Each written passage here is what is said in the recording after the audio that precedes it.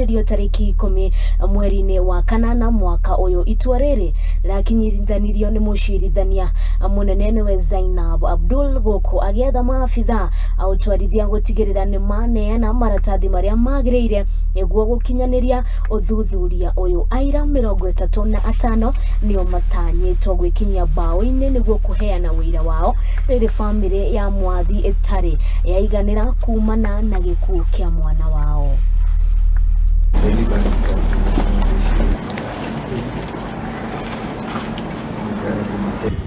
A first postmortem was done. The body was buried. The state swung into action. And a second postmortem had to be done. An exhumation order was issued. That was done. A file was constructed.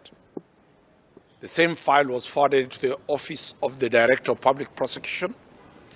The Director of Public Prosecution has recommended that this matter, there is nobody directly involved with the murder or the death of one Jeff Mwathi, and therefore his recommendation is that the file be taken to a public inquest.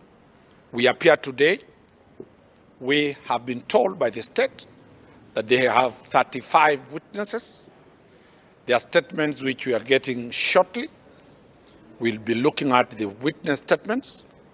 This matter being a first major public inquest in this country, we are appealing as a family that anybody who has information,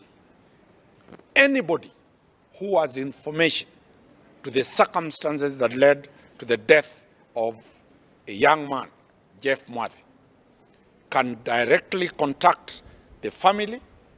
He can directly contact his lawyers. I'm here so that we are able to produce that evidence in the inquest.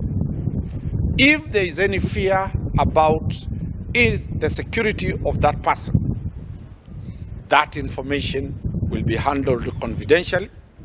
We will be able to activate the Witness Protection Agency to protect that witness so that we unravel the death of this young